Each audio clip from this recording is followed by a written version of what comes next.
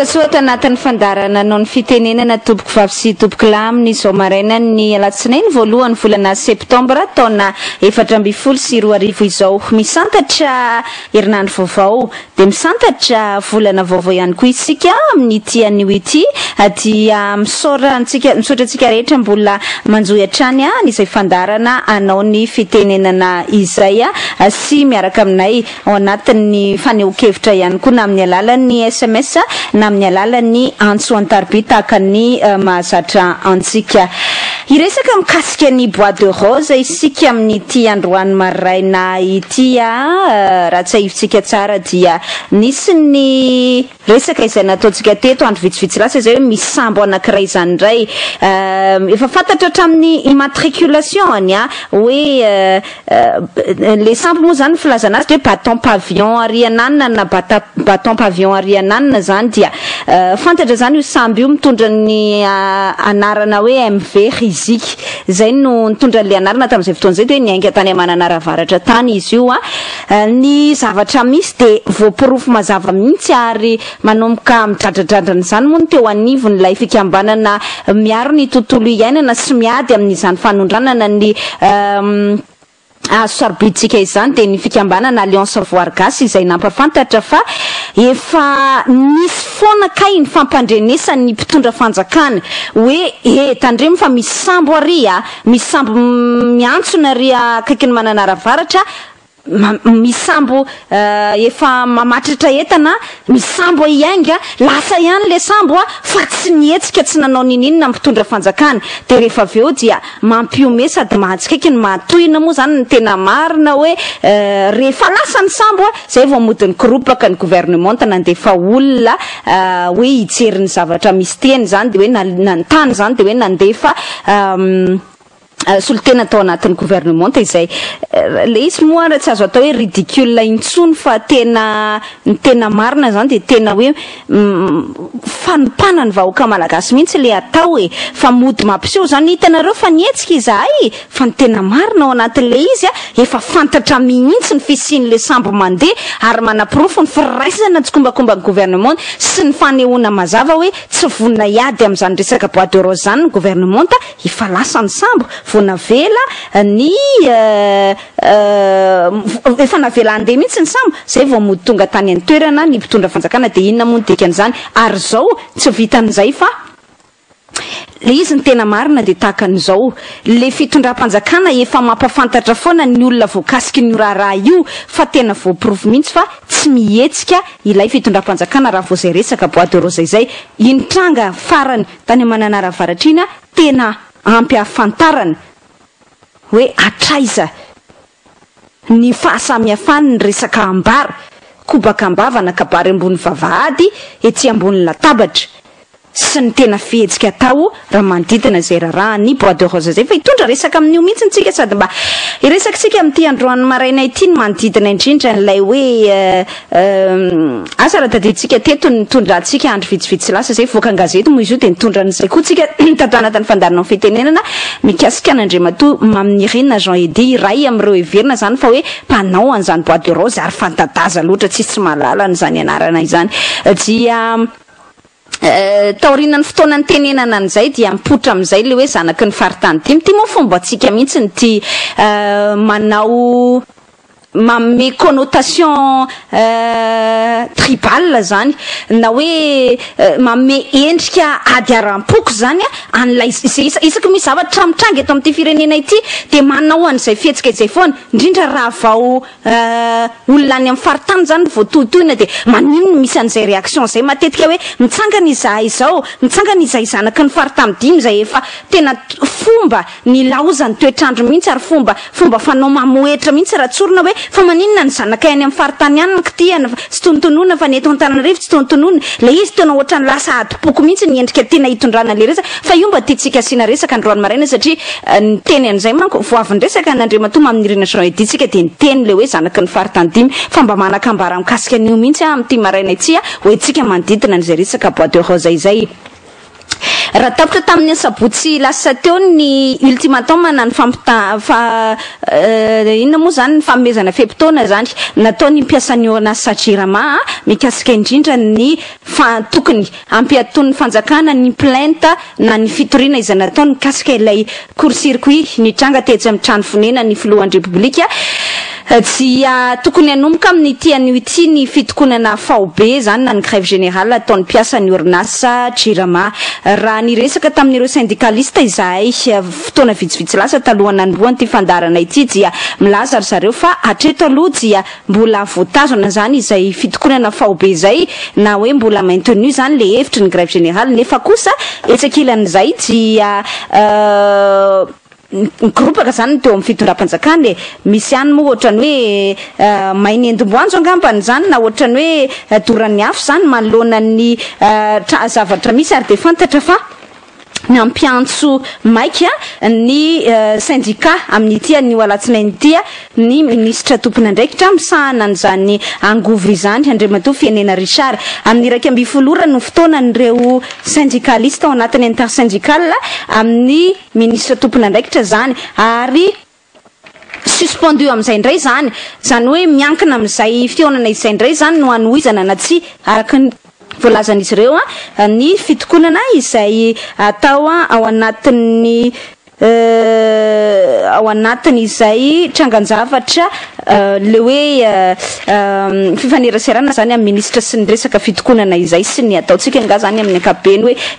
hoe hotoyany ty hetsika ataony avy eo anivon'ny orinasa Jirama ity fa renesitsika ety ihany moa izay vaovao izay ary hitondrantsika zany ampahana resaka amin'izao maraina izao fa raha tsaivina ihany koa dia tamin'ny farany herinandro teo no nanao karazana fanambarana ny avy eo anivon'ny orinasa Air Madagascar ny maromana kokoa moa zany dia tsy ny orinasa Air Madagascar fa reo mpiasa avy eo anivon'ny orinasa Air Madagascar le izy moa lasa guerre de communication ratsorina zany ady fandroritanyireo samy mpikambana moa zany samy mpiasa ny Air Madagascar zany dia ny avy eo anivon'ny mpiasa izay mankasitraka an'izay resaka fitokonana izay dia nanome fepitaona 27 ora zany ny avy eo anivon'ny fitondram-panjakana ary laza tamin'ny fomba ofisialy mihitsy fa anomboka n'izay fitokonana izay raha ohatra ka tsy mahazo valiny nisy fitakina maromaro nataon'izy ireo tao anatin'ilay lettre de doléance nalefa tany amin'ny fitondram-panjakana dia etsakilany moa zany ireo misy le ampahana mpiasa ihany koa zany nalefa ny teny moa zany mazava ho azy hoe tsy mankasitraka ny fitokonana io mbola point d'interrogation na baraingo zany no toy an'izay hetsika ataon'ny mpiasan'ny Air Madagascar izay fa ny zavatra azo ambara kosa dia ny hoe mbola mitoy ihany ny tady anankiroa mihenjana zany hoe ny fihenjanana ny tady anankiroa mafy eo anivon'ny samy mpiasan'ny orinasa Air Madagascar amin'izao fotoana izao fa ny tiatsika mba ho resana amin'izao maraina izao ary ny tena tiako hitondrana fanazavana aminareo dia amin'ny fomba fijery tena andeha ataontsika hoe objectif tsy mitanila dia tiako mba aseho anareo tsara zany amin'ny tsy maraina ity hiverenantsika moa zany tena marina fampatsahivana satria efa niresako anareo daholo zany fa aleo ny tantara tsy ho adinitsika ary ny adidiko de ny mampatsiara sanatria misy ataontsika hoe fahadinodinona ny teo anivon'ny fitadidinany raharaha ny Air Madagascar teo fa tiako ampatsahivana anareo hoe zao ange ny tantaran'io fiaramanidina anankiroa A340 Boeing non Airbus A340 ny Air Madagascar io ary inona no fahavoazana ray lavaka mahazo ny mpiasan'ny Air Madagascar dia amin'ny fotsy miangatra rehefa patsahivoko atsika izay vaovao zay dia miara mieritreritra isika hoe mitombona sa tsy mitombona ny fitakiny ny mpiasan'ny Air Mad au delà ny mety hoe fombana na tsy fombana ny fanjakana ambony resaka hoe momba na tsy momba ny direction générale ambony resaka hoe aleonao ny Air France toy izay ny Air Madagascar ambonin'izay rehetrarehetra izay tia mitondra anareo amina fomba fijery objectif anankiray tsy mitanila anankiray zany hoe sao ny tena zavatra misy manodidina le Airbus 340 de rehefa avombeko anareo zay de hiaran-danjana tsika hoe raha zany kosa ve ny zavatra misy mitombona sa tsy ny hetsika ataon'ireo mpiasa ny Air Madagascar ireo zany hoe ampatsiahanareo zany fa zavatra fa makafaka nefa nataontsika tamin'ny fotoan'androny daholo ireny resaka ireny am'izao tsika miteny izao dia mafana de mafana ny toedrara amin'ny ankapobeny mo ara sosialy zany midina andalambe zany ireo mpianatra avy eo anivon'ny FRAM zany tsy mpampianatra avy anivon'ny FRAM mpampianatra FRAM avy eo anivon'ny ministera ny fanabeazam-pirenena eo avy any amin'ny INFP izy ireo eo anoloany ny ministera ny fanabeazam-pirenena ary milanja sora-baventy am'izao tsika miteny zao moa no miainga izay etsika izay zany fa hitondrantsika fanampanazavana satria manaraka akaiky an'izay eo ny mpanao gazetinay na izany zany dia afaka mandray anjara amin'ny antso an-taribe anao amin'ny alalan'ny 033 65 104 02 033 65 104 02 ary amin'ny alalan'ny SMS 034 34 074 02 034 34 074 02 ary amin'ny alalan'ny RTL raha SMS zany 033 56 104 02 033 56 104 02 ndeha indrana ntsira anankiray ity sika hira mafinaritra be mihitsy zay ngamba voarenao atao anatin'ny fandarana anao ny fitenenany tsy hira anankiray ity nefa ny hira mafinaritra be mihitsy izy io hiran'ny Jean Emilien sy Théo Rakotovao ao anatin'ny tarika Mikea ity hira anankiray ity tanitsika ny lohateniny fa sady manohina le izy no mampalahelo zany hoe ohatran'izao aneny zava-misy mijaly ny tany noho ny afitsiko ny dahalo ny fitsaboana tsy mandeha amin'izay lony ny tsy zarizary ny ataontsika hoe fivelomana amin'ny ankapobeny dia ravany feomanga ny Théo Rakotovao miaraka amin'ny Jean Emilien sy ny taletany dia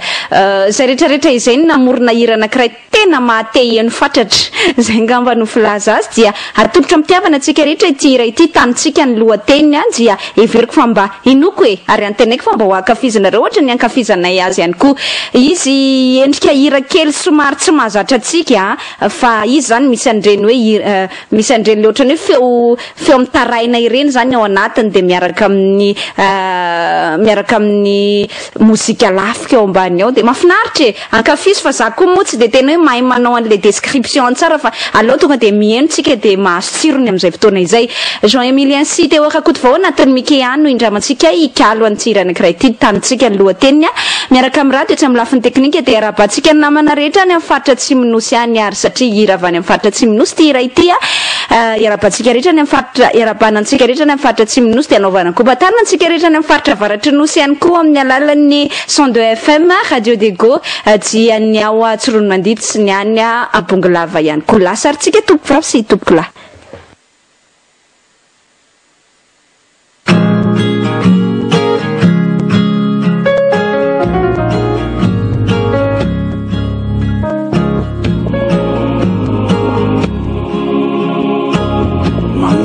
olo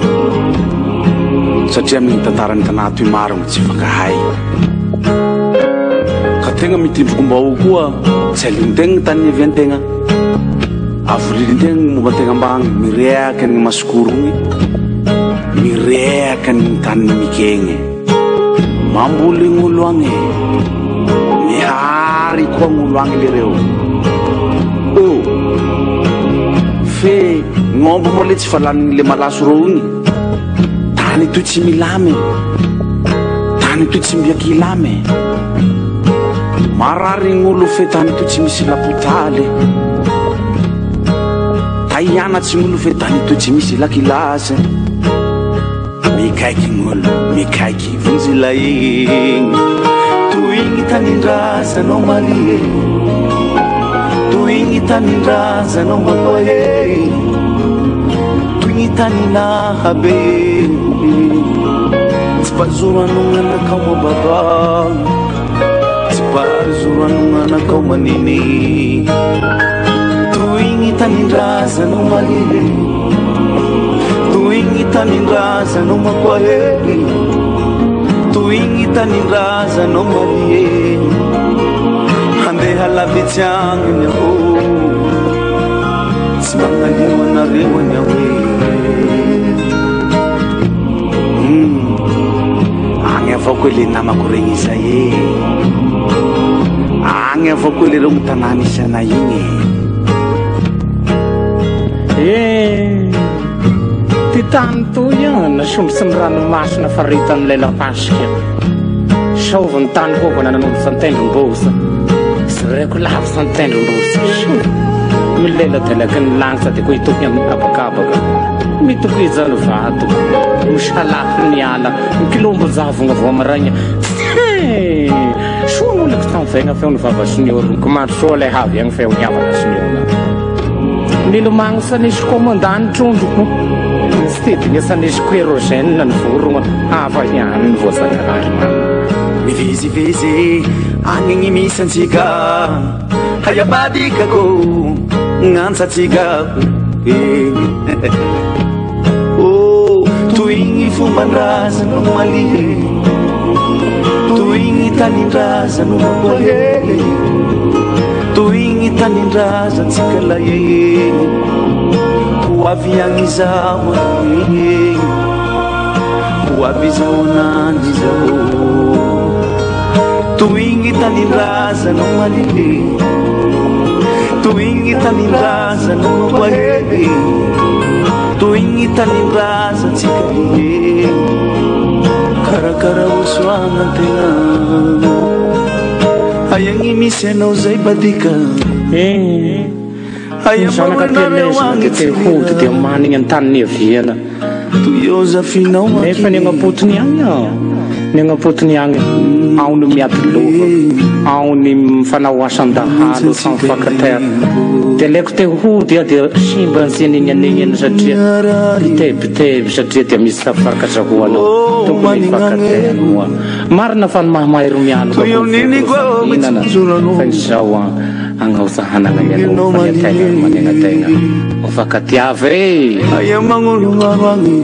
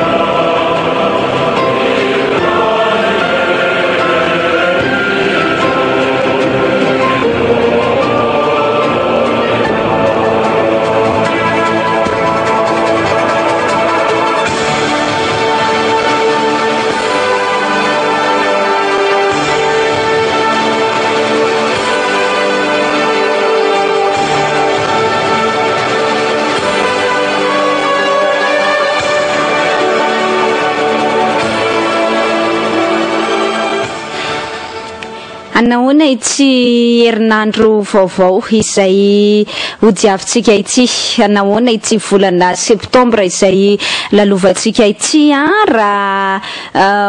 maminavina sy mandinika zany ny tranga mety isy eto amin'ny firenena. Amin'izao maraina izao aloha zany manokatra ny valsan'ny gréviste na ny fitohitohizan'ireo mpanao ny fitokonana dia ireo mpampianatra avy eo anivon'ny anefa na ny fikambanan'ny mpampianatra zany, fikambanan'ny mpampianatra FRAM zany, ireo mpampianatra le karamainy piasa ray aman-dren'ny mpianatra. Efa fotoana lavalava izay no nanaovan'ireo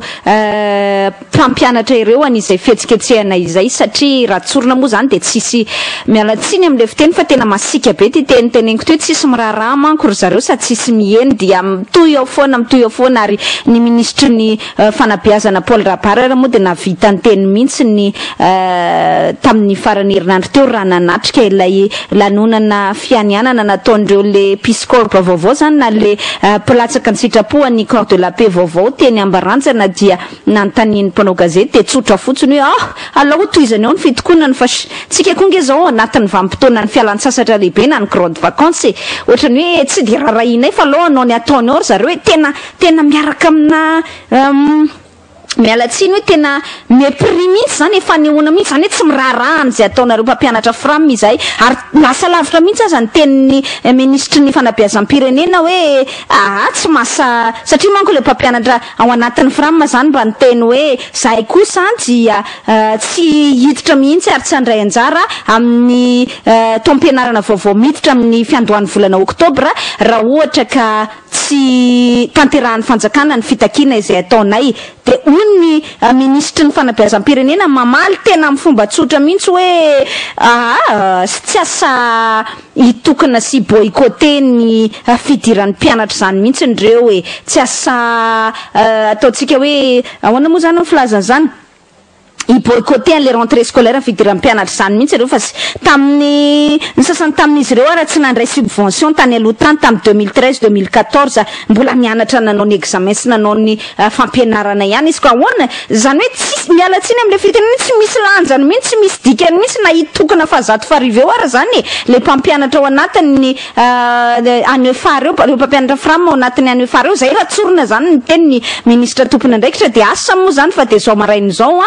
ny lahatra zany miainga teo amin'ny NFP tetsy Mahamasina andeha azo any ministera ny fanabeazam-pirenena ireo mpampianatra FRAM ireo anatin'ny ANEFA, ary nitondra sora-baventy moa izy ireo zany, anisan'ny takiny zany teny hoe Andriamatoa ministra mba inona moa izy teo mba tanterao ny fampanantenana natao tamin'ireo mpampianatra FRAM. Zahay tsy ohatrany hoe manao inona moa zany angotenda zany reto mpampianatra ao anatin'ny ANEFA ireto hoe nisy fampanantenana nataonao Andriamatoa filoha, raha tsorina dia efa voavaly ange ny tenin'ny ireo mpampianatra ireo, voavaly ny fangatahany ireo mpampianatra ireo. Atrio hozy Andriamatoa Paul Rabarara hoe tsy lara-pahamehana aminay mihitsy izany recrutement na ny fandraisana ny mpampianatra FRAM izany, raha eo anatrehany Draina sy ny Cisco aloha dia mbola tsy lara-pahamehana mihitsy ny fandraisana ny mpampianatra karamain'ny FRAM, fa efa nanao dingana lehibe izahay 10,000 poste nomena azy ireo na hoe toerana ray alina moa zany 10,000 ray alina nomena azy ireo tamin'ny transition aza tsy nisy an'izanyko. Ity mani zay ny filazantsika anazy, ity mani an'le fitondram-panjakana fa zaran-dratsy ny fitondram-panjakana Hira Jonary Mampiana mampitany zava-misy amin'ny teteza mita ity dia mba mahagaga. Voalohany indrindra aloha tsy hoe tamin'ny teteza mita nge no ampitaina ny zava-misy amin'izao fotoana izao dia hoe nandray mametraka na mamorona poste 10,000 izahay dia zava-dehibe zay tsy zany, tsy nisy nanerana Andriamatoa Hira Jonary Mampiana ny teny mihitsy tamin'ny fampelezan-kevitra sy tamin'ny investiture ny ho raisiny daholo anaovana recrutement daholo ny mpampianatra frama rehetra tsisy nanery azy tsy hoe nambanana baston firifana izy ka hoe teneny fa tsy maintsy ataonao recrutement daholo ny mpampianatra frama rehetra raha ianao ny lany eo fa sitrapony no nyteny an'izay de rehefa takin'olona am'izay ianao taterao ny promesse zay nataonao tamin'ny fampielezan-kevitra de inona ny valitenao hoe ngany transition navitan'izany tsy hitako zay ifandraisana zany amin'ny resaka transition na tsy nanao ninina aza ny transition tsy zay ny problème anao fa ny problème anao de hoe atraiza ny fampanantenana ny toky fanatanterahana ny toky na mpanantenainao ny vahoaka nandritrany ianao nanao fampielezan-kevitra fa famitaham-bahoaka ny dikan'izay raha hoe rehefa vita ny fifidianana azonao ny toeram-boninahitra azonao ny toeram-bolamena lasa ministra ianao lasa filohan'ny repoblika ianao de tsy tadidinao tsony hoe nampanantena zavatra tamin'ny vahoaka ianao any le problème tsika fa nananao na tsy nanao ny transition tsy hitako zay tokony antony ampitahanana zany am'izao zava-misy zao ary io tena fahazaran-dratsy nyty fitondrany ity isaky ny tianina izy de tsy hitako mihitsy zay anakianana anay nefa tamin'ny transition aza nanao an'izany ko nga ianao tsy nampanantena fiovana niakatra teo nga ianao tsy hoe te hiova ve ianao zay no nampanantenainao ny vahoaka voalohany vao niakatra teo amin'ny fitondrana ianao hoe te hiova ve ianao nga ianao ny teny hoe te ho tsaratsara kokoa noho ny tam'izao ve ianao te ho hafa noho ny tam'izao ve ianao tsy zay angeny nampanantenainao zany hoe tsy misy idéana comparaison ao anatin'izay zavatra nyteneninao zay fa hoe bon za anao an'izao fotsiny anao recrutement mpampianatra frama rehetra ako zako anafoana ny fampidirana an-tsekoly ny azafady tsy fampidirana an-tsekoly fandoavam-bola amin'ny fampidirana an-tsekoly mizaza any amin'ny sekoly mpanjakana de io anisan'ny takin'ny mpampianatra frama am'izao fotoana izao andriamatoa filoha tanterao ny fampanantenana nataonao fa ianao ny laza fa tsy mandoha vola ny ray aman-dren'ny mpianatra rehefa apiditra ny zanany any amin'ny EPP am'izao fotoana izao nefa mandoha vola daholo aiza zany le fampanantenana de indray ve ianao iteny hoe eniko tamin'ny transition ko nge nandoha vola zany ve ny réponse hoentinao am'le vahoaka miandry ny fanatanterahanao ny fampanantenana zay nataonao mialatsiny aloha fa tena miinsulté olona kosa zany amiko hoe tsy mety zany rehefa ianao nampanantena tsisy nanery anao teo araky ny teniko anareo teo tsisy nanambana basy anao teo ary tsy nisy ny tenenao mihitsy hoe zao ny amin'ny transition ka mba ataovy ohatran'izao re mba ataovy mifampitana amin'ny transition ka ary tsy nisy ny resaka ihany koa teo hoe zao ny teniko anareo raha nanao an'izay manko andriamatoa Rajonary Mampiana tamin'ny fampielezan-kevitra de marina zany hoe fa mba nitenenina kosa tsika malagasy hoe zany hoe zao ny zava-misy amin'ity transition ty de gaboraraka zava-misy amin'ity transition ty dia samy manao zay saipata satria zay foana manko matetika nambara tamin'ny transition teteza mity samy manao zay saipata ny fahandro ny teteza mity zao zany matetika ny zavatra renao de iteny am'izay tsy niteny mihitsy Rajonary Mampiana tamin'izany fotoana zany hoe rehefa tonga eo amin'ny fitondrana ako de anao ny zavatra nataon'ny transition koa satria za miteny hoe fa maninako tamin'ny transition aza ohatran'izaoko raha nanao an'izay manko Rajonary Mampiana tamin'ny fampielezan-kevitra de marina zany hoe tsika vahoaka ny adala fa efa niteny melonga izy fa tsika no nifidy azy ohatr' zany fa tsy zay no niteneniny amintsika tamin'ny fampielezan-kevitra fa niteneniny amintsika de hoe tena fiovana tanteraka mihitsy ary niteny mihitsy azy izy hoe rupture avec le passé dry zany niteteza mita izany de mangina tsy misy idirany tsony zany ary adinony hatramin'io izy aza atao anatin'ny teteza mita adinony tanteraka nge zany de ntiana tenenina ao anatin'izay de hoe bon am'izao fotoan'izao am'izay ianao hoe eneka tamin'ny transition ara nge ohatran'izao hoe manana n'izay mifahazarany ratsy zay foana le fitondra zay zany mba fomba hiarovany teny isaky no miteny izy de hoe ka tamin'ny transition ohatran'izao ka tamin'ny transition et alors satria ve ohatran'izay ny tamin'ny transition de mena rariny zany ianao manao ny ataonao rehefa mba kianina zany le fitondram-panjakana de mba mahagaga mihitsy le ohatra zao bois de rose mandray ohatra anankiray amin'ny bois de rose mba mahagaga mihitsy le fanakianana le fitondram-panjakana am'le bois de rose nefa tamin'ny teteza mita aza nisy lalàna napetraka mihitsy tsy nitanterahana de mbola le mahatonga atsika mamaly foana fa nga Rajonary Mampiana tsy tao anatin'ny teteza mita ary faharoa ko satria ve nanao an'izany teteza mita de tsy maintsy de manana droit zany nareo na omena lalana zany nareo amerina an'izay tsy nety tamin'ny teteza mita izay tsy zay ny nampanantenainareo ary zay ny ana ny amezako rary ny andreto mpampianatra ao anatin'ny frama ireto satria nampanantenaina ngery zareo ary io tsy hoe resaka tany ambadimbadika tany hoe tao resaka en privé ka bary apay be maso nataony Rajonary Mampiana io izy tena no ny tena zany hoe recrutena daholo mpampianatra frama rehetra raha tamin'izany izy de efa niteny hoe non 10 000 poste ihany no misy de izay ihany no ataontsika de fa niomana tamin'izay mpampianatra mpiariko ary azafady mpampianatra ny any fa mpampianatra fram ary mena tsiny izy amin'izao fotoan'izao raha mitokana hoe tsy hitako izay antony hitokona anareo nefa nareo kosa efa nafantatra fa 10 000 posta ihany no raisina ary zay nefa nampana tena ny flou tamin'ny propagande fa naninona tamin'izany satria tia azo ny vaton'le olona ianao de kitana mita-bahoaka zany tsy naninona teneny foana fa kobakambavy io hoe ny zava-dehibe fotsiny de mino an'izay tenentsika ry zareo amin'ny kobakambavy ataontsika hoe raisina daholo nareo de iny fa ny azakazaka zany mifidanao satria ny zava-dehibe aminao ny azo ny vaton'le olona ka nampanatenainao an'izao baibay sy lovoatra zao ny vahoaka malagasy fa rehefa tonga eo amin'ny fitoeranao amin'izay ianao de hoe tsy anina misy tsy masamy tokony eo nareo tsy masamy boycotté na tsy andray anjara amin'ny fidiram-pianatra zany reo reo ara tsy nandray karama ny sasany mbola manao ihany reoko alora io tokony eo tsy any amin'izany mihitsy ny koa ny lara-pameanay alora io tokony eo zao koa nge grande vacance tsy problème mihitsy na hitokana isan'andro anandro eo aroa nyrovotra pataloha eo andrera tena ilahatra manerana ny arabe eo hitondra sora-baventy eo hitan'andro eo lany fotoana fotsiny reo tena avec mépris mihitsy isy firarahina zany ny ataon'le fitondram-panjakana an'izay hetsiky ny mpampianatra eo anivon'ny fram izay fa io efa nytenentsika ombenombieny foana le fomba ataon'le fitondram-panjakana amin'izao fotoana izao aloha zany ny fomba aminony afo izy zany tsy miatrika an'le problème mihitsy tsy miatrika an'le vahaolana azafady le olana mihitsiny zany no ny fitondram-panjakana fa ny zavatra ataony isaky ny mandeha zany dia mampiseho fihetsika hoe tsy rarahinay rehefa tsy hoe mampiseho fihetsika tsy rarahinay tsy de rarahiny loatra manko sao le mpampianatra satria mbola tsy problème tokoa satria grande vacance zany na hoe mbola fialan-tsasatra de mbola tsy manana problème hoe tsy mianatra ny mpianatra fa rehefa tonga amin'izay ny jereonareo tsara fa zay foana ny fomba hiatrehan'le fitondram-panjakana an'izay zava-misy eto amin'ny firenena izay de na tsy firarahina na ny herim-pamoretana minoatsika fa raha hoe tonga ny fidiran'ny mpianatra satria zany ny zavatra misy aloha zany sao de fampahafantarina melona reo mpampianatra ao anatin'ny fram fa de horeraka eo foana nareo mandritra nyity volana septembre ity aloha fa de tsisy nininona ivay eo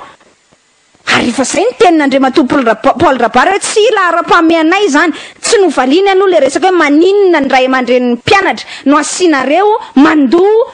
vola indray rehefa mampiditra mpianatra any amin'ny EPP nefa ny fitondram-panjakana hera-jonary mampianatra tsisy nanery azy ny teny an'izany ihany koa no ny teny hoe telo volana ihany nomeko fa tsy misy zay ihany koa fiampitoana nomeny tsisy ray aman-dren'ny mpianatra mandoa vola izany tsony rehefa manao inscription an'ny zanany any amin'ny EPP ko maninona lasa misy indray amin'izao fotoana izao zay aloha zany de efa tsy isy vahaolana de aza manofo zany fa efa tsy isy vahaolana koa zany zay hoe recrutement anareo araka ny nampanatenaina izany fa zany kobakambava les promesses n'engagent que ceux qui y croient zany hoe rehefa mino an'izay ianao de anao ihany ny afatiny eo fa miala tsiny fa le olona ny teny azy mety tsy afatiny angamba zay ny eritreretindry Rajonary mampianatra sy ny ekipany miaraka andry Paul Rabary de ny zavatra misy ao anatin'le izy de mazava be bon tia ny zavatra nampanatenainay fa iny taloha ça c'était avant ozy ny fitenenan'ny tanora zay fa amin'izao fotoana izao zay efa ato anatin'ny fitondram-panjakana tsisy problème anay tsony zany fampanantenana tamin'ny propagande zany ka de mitokony eo nareo raha hitokony de zay le teneny koe tsy fanakiviko an'le mpampianatra fram fa ny zavatra mazava zao asa zay mety ho fomba ataontra reo zany fa de ny zavatra mazava aloha zany na ho rovotra pataloha sy ho mainy andro eo azy avec toutes les banderoles du monde entier de tsy etsika ary tsy anao nininona ny fitondram-panjakana raha izay famaliana feno avina nataon'Andriamatoa Paul Rabary zay hoe aloha toy izany eo ny fihetsiketsihany fa mbola ao anatin'ny vanim-potoana fialan-tsasatra ngetsiky zao ary tsy lara-pameanao anay zany resaka fram zany efa nanao dingana lehibe zay naka nanao recrutement na 10 000 poste tsy nisy an'izany tamin'ny teteza mity tsy masa tsy andray anjara amin'ny fidiran'ny mpianatra zany reo fa reo ara tsy nahazo karama nandritra tsy nahazo ny subvention ny sasany tamin'ny 2012 2013 2014 mbola nampianatra ihany reo nampianatra sady nanao examen zay zany ny zavatra tiatsika tenenina hoe mazava zany voavaly zany zay fitakinareo mpampianatra fram de asakasakareo am'izay fa tsy anao aloha zany ny fanjakana sady tsy anao zany izy no any any ambadiky saondra ho zao fitenenany zay any ambadiky saondra fampanantenana zay natao hoe mpampianatra frama recruteny tsy fandoavana tsy fandoavana droit d'inscription sy fandoavana saram-pianarana ho an'ireo mpampianatra ho an'ireo ray aman-dren'ny mpianatra mampiditra ny zanany any amin'ny sekolim-panjakana tsisy daholo zany loza izay zany de viteo de rehefa za mitena anareo zay zany no fomba hiatrehan'le fitondram-panjakana le hetsika izay misy tsy rarahiny de rehefa avy tsy rarahiny le izy rehefa hitany am'izay fa ho maigny endimboanjo no misy paniky am'izay de erim-pamiretana rehefa aveo zay ny zavatra hitranga eo itokony ireo mpampianatra ireo mandrapatapitry ny ray volana ty mois de septembre ity zany vao mendo moa izy io de mbola misy 3 andro de anomboka am'izay ny volana octobre début octobre amin'ny fiandohan'ny octobre manko miditra amin'ny mpianatra raha amin'ny sekolim-panjakana zany hoe amin'ny rafim-pianarana malagasy zany système malagasy fa zao moa raha mpitso no miditra ny rafim-pianarana frantsay de tonga am'izay ny volana octobre karaha sanatry tokoa boycoteny fampianarana eo zany reo ray aman-dreny reo mpampianatra karaha mainy ray aman-dreny mpianatra ireo de ampiasa hery am'izay le fitondram-panjakana réquisition fitandronany mpitandro filaminana na herim-pamiretana zay ny zavatra ho ataondry zareo je minoatsika fa tsy maintsy zay io satria zay foana ho ny fomba ny antrehan'ny ny atrehan'ny fitondram-panjakana zany an'izay etsika teto amin'ny firenena izay de ohatran'izany ihany koa no nataony tamin'ny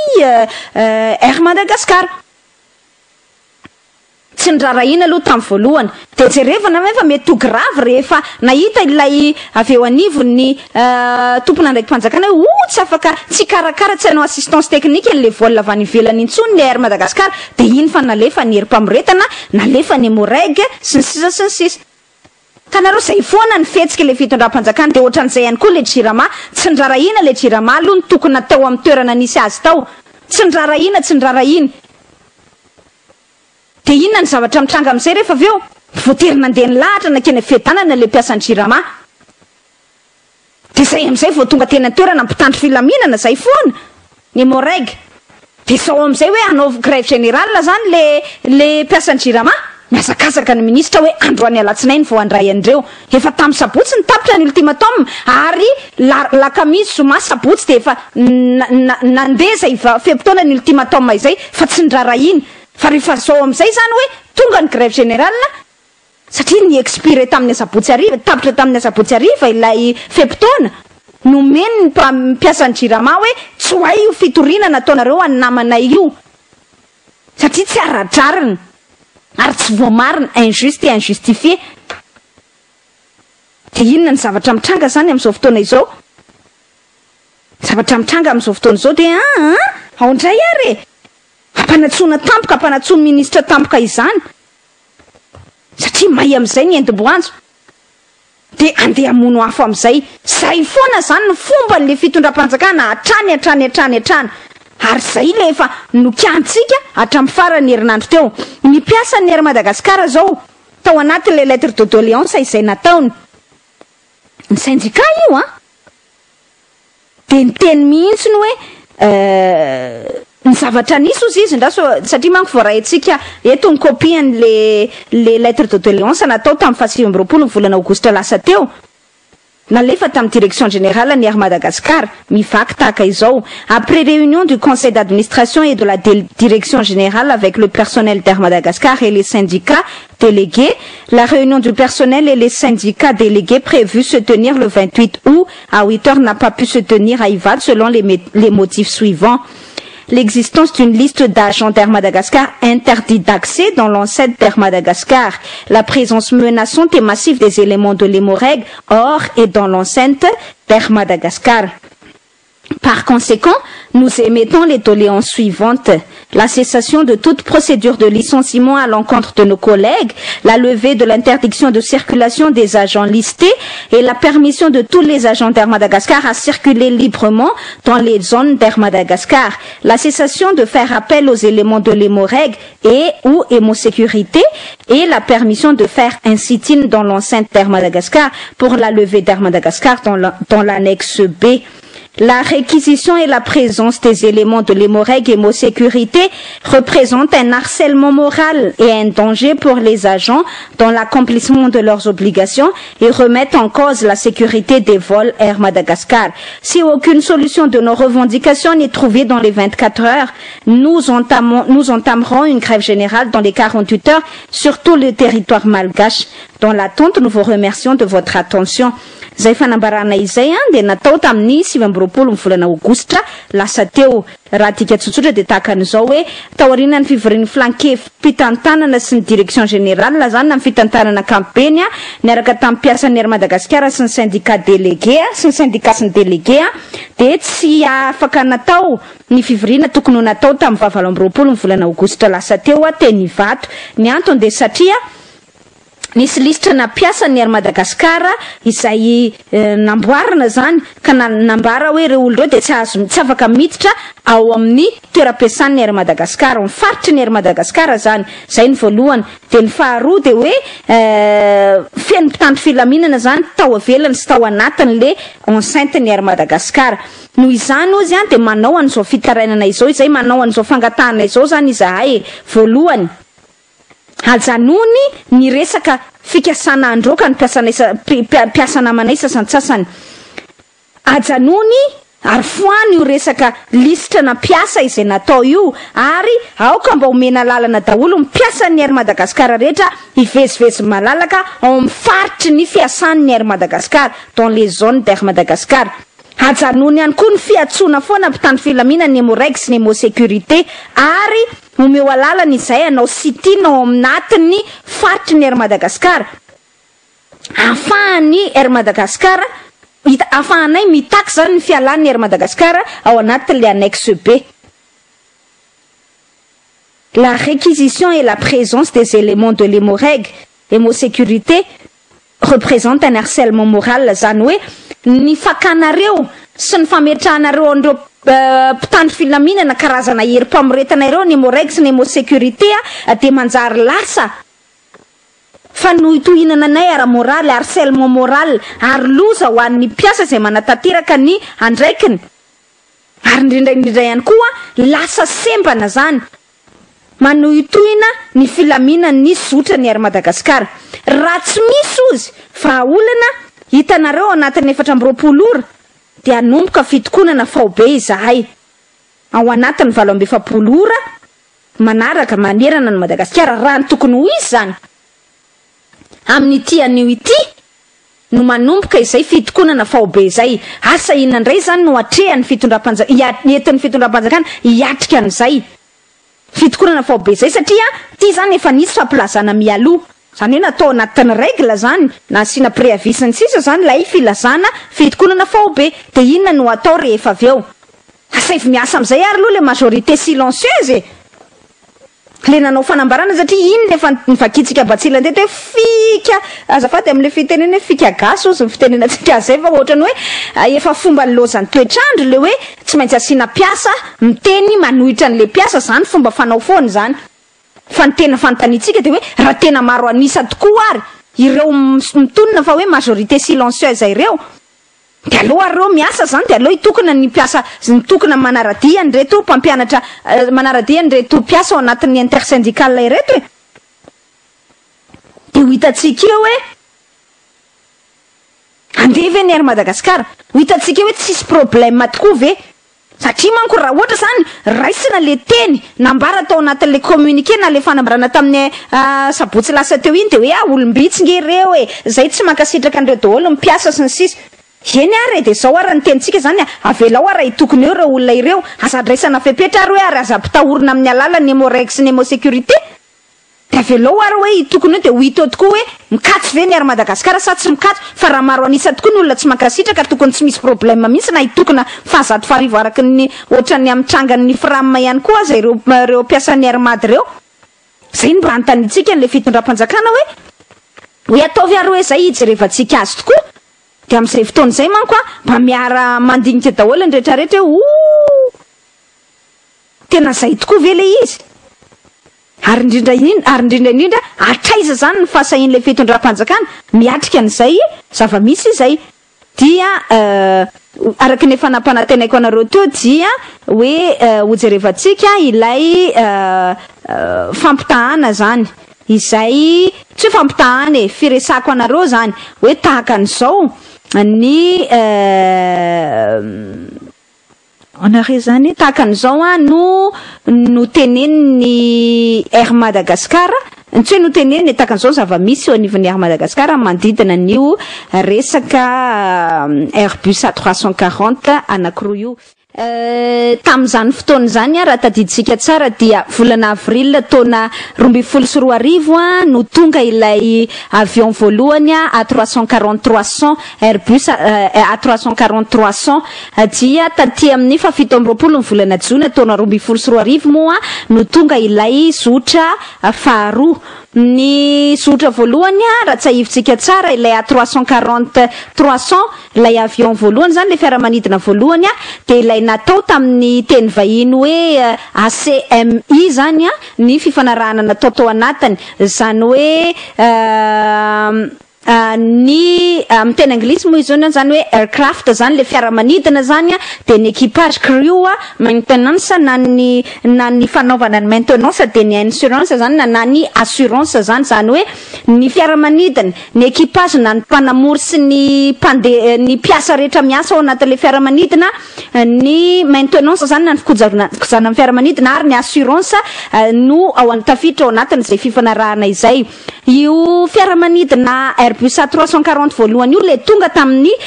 volana avril taona 2022 dia fiaramanidina izay le natsona amin'ny teny vahiny hoe tsy hoe natsona amin'ny teny vahiny amin'le hoe zany hoe ny équipage ao anatiny zany dia tsy mahazo kitiany mpiasan'ny Air Madagascar tsy mahazo ary tamin'izany fotoana izany dia efa nametraka ny syndicat ny navigants commerciaux en Air France fa zay tsy ara-iasa amin'ny équipage azafady équipage malagasy mihitsiny ary nitakina hoe tsy maintsy manao formation daholo ny équipage malagasy hiasa ao anatin'io A340-300 io nefa tamin'izany fotoana izany 7 herinandro ny formation ary nandoavana 3000 € isan'olona tany amin'ny Air France mazava ho azy zany fa efa Air France zany aloha miotony vola voalohany no tsy manaiky le syndicat des navigants commerciaux en Air France tamin'izany fotoana izany mba hafahana mampandoa 3000 € ny mpiasa rehetrarehetra izay hiasa ao anatiny io Airbus A340 io nefa nazavaitsika fa ka hatramin'ity ny androandroany ity dia mariatsika tsara fa mpizara sakay ny asan'le mpiasan'ny Air Madagascar le hôtesse le steward ao anatin'le Airbus A340 nandoa 3000 € nanao fiofanana nefany akoatra ny pilote zay rara de rara zany hoe ankavitsina no mba azahoany commandant de bord raha mitondra n'izany A340-300 zany fa le mpiasa vahiny daholo no tena manjaka ao anatiny le izy raha teo moa zany dia ny tena marina dia hoe immatriculé Air France ihany ange izy io zay koa fahavoazana faharoa zay immatriculé amin'ny Air France ihany izy io satria manko no le fanaovana le annexe liste B no ny fampidirana antsika ao anatin'le annexe B zany dia tsy mahazo atao amin'ny anaran'ny Air Madagascar zotra io fiaramanidina 340 voalohany io le tonga tamin'ny avril 2012 fa tsy maintsy natao amin'ny anaran'ny Air France dia équipage ny Air France ny ao ny avion zany lazaina fa hoe any Air France maintenance ataon'ny Air France ny assurance ny Air France fa Madagascar daholo mandoa an'izany rehetrarehetra izany Air Madagascar daholo mandoa an'izany rehetrarehetra izany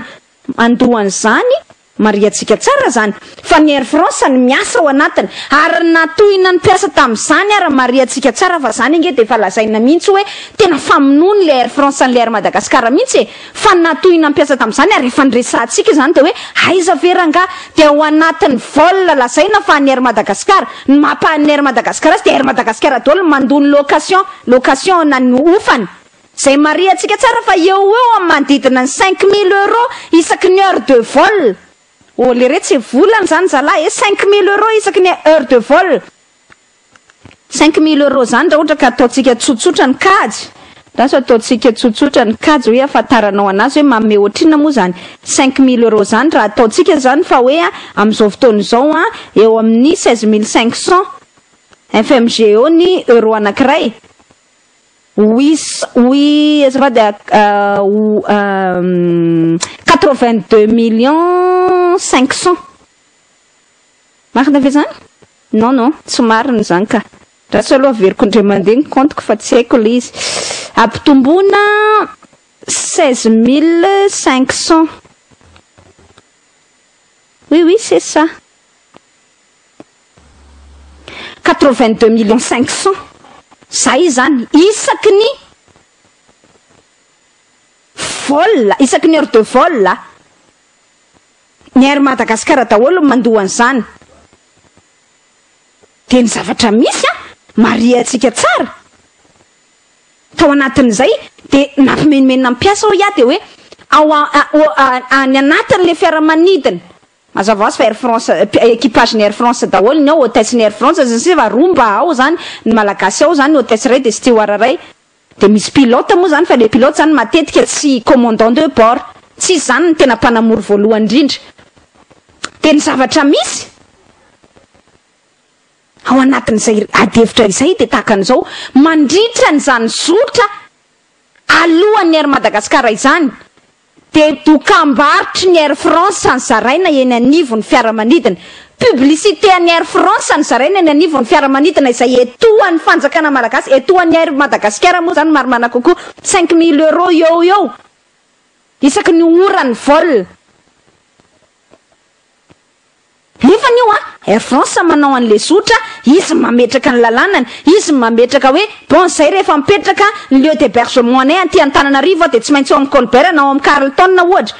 Zay mariatsika tsara fa Air Madagasikara ny mandohany zany. De magaga fotsika de tamin'izany fotoana zany de efa tokony nametraka fantaniana hoe de azahoan'le Air France tombotsomby ohatran'izany ve ilay fidirany Madagasikara, fitazomany any Air Madagasikara, fampidirany any Air Madagasikara ao anatin'ny annexe B de mieritreritra ve sika mifotsy miangatra fa ho avoakany ao anatin'le annexe liste B tsika nefa zany ny tombontsoa azo an'izany teneniko anareo zany. Tamina ampidirin'le DGAC frantsay tao anatin'ny direction générale de l'aviation civile frantsay tao anatin'ny annexe liste B ve tsika de mieritreritra ve tsika hoe amoaka tsika ao anatin'izany izy ninninona fepetra lazainy sy takiny amintsika eo zany ny fantaniana. Zay ny zavatra misy aloha voalohany indrindra, zany zavatra ny azavaiko anareo hoe zany ange ny fahavoazan'ny Air Madagasikara ao anatiny reto fiaramanidina 340 anankiroa Airbus ireto hoe zany ange ny fahavoazany ary de zao ny zavatra misy de tahaka an'ity fiaramanidina faharoa zay tonga tamin'ny 17 volana Jona taona 2024. Izy io ndray de lokoina tamin'ny lokony Air Madagasikara. Izy io ndray dia immatriculé amin'ny anaran'ny Air Madagasikara. Io ndray ilay fifanarahana ao anatiny de tsy CMI intsony, ACMI moa filazana azy na CMI fa lay intsony amin'ny teny vahiny amin'ny teny anglisy hoe financial lease. Zany hoe fanofana ihany koa zany, fanofana ihany koa zany. Ary io ndray kosa de mitentina 390,000 dollars isam-bolana eo no aloha amin'izay financial lease izay ohatrany hoe ho faitsika zany amin'ny Air France ary naparany zany de lasatsika ilay fiaramanidina. Fa rehefa lasatsika ilay fiaramanidina ny adevitra de hoe mbola afaka mandeha ve izy satria mariana tsara fa ny Airbus A340 tompoko de efa tsy mamboatra izany tsony ny Airbus. Ny compagnie Airbus zany de efa tsy mamboatra Airbus A340 intsony. Ary efa fiaramanidina efa tsy amboarina izany intsony ny dikan'izany efa tota izany. Efa tranainy zany. Ary mazava ho azy fa ny Air France tsy andeha ameanao fiaramanidina faran'izay tsara sy raitra ilainy. Fa fiara efa tsy ilainy matoa omeny anao, fiaramanidina efa tsy ilainy matoa omeny anao. Zany daholo ange ny adevitra de naifa ve tsika? Tsy mahalala an'izany rehetrarehetra izany de le mpiasa ve amin'izao fotoana izao irahany direction générale de andeha hiaro an'izany rehetrarehetra izany de anakiby maso de hiteny hoe mety zany. Mba mahagaga tsika malagasy. Io A340 faharoa tonga tamin'ny Jona taona 2024 io tompoko de tsy mahazo mandeha fa tsy any Azia satria raha ranony Européana zany tsy anidina ny abakabaka Européana no ilay lista be. Azotsika tsaina amin'izany ny fiantraikan'le lista be maharatsy an'le lista be kanefany mety zany ozy izy ny sasany amintsika. Ozy izy tsika mety hoe lasa mpanompo vazaha indray zany tsika de lasa mety zany. Ny tena zava-doza de lefa nazavaiko anareo tamin'izany fotoana zany tsika mbola nanofa en lizine zany hoe fanofampanofana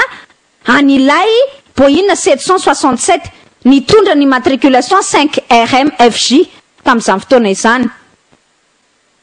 Zavatra misy tamin'izany fotoana izany de hoe mbola hatramin'ny taona 2024 nge fanofany an'io fiaramanidina Boeing 767 io izay mandeha makany Azia satria tsy mahazo miditra any Europa no Air Madagascar tafiditra ao anaty lista be. De le Boeing 767 immatriculé amin'ny Air Madagascar de tsy mahazo mandeha any France, tsy mahazo mandeha any Europa fa any Azia zany ny afaka mandeha. Zany hoe ao anatin'ny fotoana fohy de lasa misy fiaramanidina roa be zao a 340 anakiroa be a 340 ny ray ary Boeing 767 ny anakiray fiaramanidina goavana be anakiroa zao andehanao any Azia ampitohy any Azia sy Madagasikara. Nefa mipandeha zara misy faty antoka ray lavaka. Nefa Boeing 767 mbola nofaina hatramin'ny 2016 ny teneniko atsika io naloto eo amin'ny 450 000 euros par mois eo. Inona zany ny antony nakana le fiaramanidina 340-300 faharoa nafalifaly fotsiny de hoe mba manana fiaramanidina ny Airmat vaovao. Iny tompoko fa inona ny ilaina azy raha mbola misy eo lasa sur place fotsiny de mipirofony zany moa de voaterina verina nefa rano tany amin'ny nampanofaitsika nefa rano tany amin'ny olona nampanofatsika azy zany compagnie nampanofatsika azy zany. Ilay Boeing 767 de nandoa pénalité nandoa sazy goavana ny Air Madagascar satria ny contrat tokony mbola 2016 vao ny farany de naverina zany le Boeing 767 taty aoriana satria hita fa tsy misy antony ilaina azy raha mbola mandeha le A340-300. Ary teo ny fanontaniana tamin'izany fotoana zany de voatery tsy maintsy mividy le A340-300 fanindroany tonga tamin'ny volana Jona 2024 vetsika. Nefa le Boeing 767 mbola afaka tsara nanao an'izany zotra azy izany Bangkok sy Chine. Voatery tsy maintsy mividy an'izany vetsika. Naninona moa tsika tsy maintsy mividy an'izany satria nimposen'ny Frantsay hoe ndao vidinareo ara le A340 anakiroa anatsarana amin'ny flotinareo mba ahafahanareo mivoaka ao anaty le annexe be. De iny fa nazakazaka mpitondra teteza mita tamin'izany fotoana zany de mividina ny A340-300 nefa mamono an'le compagnie. Ary ny zavatra tsy azo adinotsika mariana tsara mifotsy miangatra de ny ministra ny vola tamin'izany fotoana izany izay tsy iza akory fa filohan'ny flankefim-pitantanana ny Air Madagascar tamin'izany fotoana izany no nanasoniany ireo contrat ireo. Ankehitriny izy filohan'ny Republika izany hoe ny responsabilité na ny andraikiny de feno tanteraka amin'izao zava-misy mahazo ny Air Madagascar izao. Tena fanariana vola ambaravarakely afafeny ambaravarakely ny vola ary famonona ny Air Madagascar zany. Zany nge le adevitra tiantsika resana ao anatin'le izy de nefa ny tsy ankilan'izay aza de le fantenentsika tamin'izany fotoana zany asa raha tadidinareo ny teknisian'ny Air Madagascar tamin'izany fotoana izany le vrai teknisien de nilaza mihitsy ary tsy nankasitraka mihitsy ny faneken'ny Air Madagascar n'io A340 io hoe aleo ihany Boeing. Iza ny olona ino ary ny manampahaizana sy ny teknisiana de fantenany zany hoe Boeing 767, 777 de tsara lavitra noho ny A340 zay ny mariako tsara aminareo. Fa efa najanona ny fanamboarana an'izany teo anivon'ny compagnie Airbus, teo anivon'ny orinasa Airbus matoa najanona ny fanamboarana azy tsy performant nge izy zany tsy tsara nge izy zany ary zao ara ny fantanitsika rehefa avy namidy tsy hoe fantanitsika rehefa avy namidy ny Air France tamin'ny Madagascar reo A340-300 anakiroa reo raha ny tokony izy zany izy tokony vidy Airbus vaovao tsia Boeing 777-300 ER anakiroa no vidiny anankitelo no vidiny. Rehefa avy na ilany taty Madagascar le A340 anakiroa efa tsy nilaintsony ary tsy tsara matona ilino anao fa raha tsara iny tsy nomeny anao nefa nazahoany vola be satria fitahan'le malagasy de izy avy eo mividy fiara manidina de boina no mividiny ianao manana boina ampelantananao nesorinao indray le boina hoe ndao averina any amin'ny tompony ty fa 340 ny ampiasaitsika zany kosa ve tsy tena fanontaniana goavana hoe famonoana mihitsiny an'ilay Air Madagascar anyngy le mahatonga antsika mametraka anadivitra zany rehetrarehetra izany tsy azo eritreretina mihitsy ny fampitahana le boina sy ny A340 ary profon'izany ozy tsika ny Air France raha tokony ametrahana fanontaniana hoe maninona ary nareo no misafidy ny boina ary rehefa haute saison de mariantsika tsara fa boina no ampiasainy Air France fa tsy mampiasa an'le A340 izy tsy mampiasa an'le Airbus izy fanampin'izany ny fandaniana carburant anio fiaramanidina A340 io le A340 de quadri réacteur zay ny filazana azy moteur anakefatra zany ny boina 777 bimoteur anakiroa zany ny moteur ao anatiny zany hoe ny A340 de mandany solika na carburant kérosène otsika petsaka lavitra noho ny boina 777 karaha samy mividy any ary tamin'izany ny teknisana de fanteny aza mividy an'le A340 fa aleo boina nijerena raha tsy maintsy anavao ny flotte ny Airmadiana ao anatiny zay ezaka ialana amin'ny annexe lista B zay fa zao ny Air France ny imposé an'io A340 io vidina satria tamin'izany ny tenena hoe raha mividy an'io ianareo mora kokoa ny alanareo ao anatin'ny annexe B atria io nge avion aty aminay zay zany miantoka anazy zay zany manao an'zao mora kokoa zany eo amin'ny lafiny teknika ny alanareo anatin'le annexe B 2012 lasa ihany 2013 2014 tsika zao tsisy annexe B tafala zany tena fitaka be va de zay re ohatra kely vitsivitsy ny teneniko anareo zay amin'ny fotsy miangatra de mieritreritra ve tsika hoe narovina de hoe soriny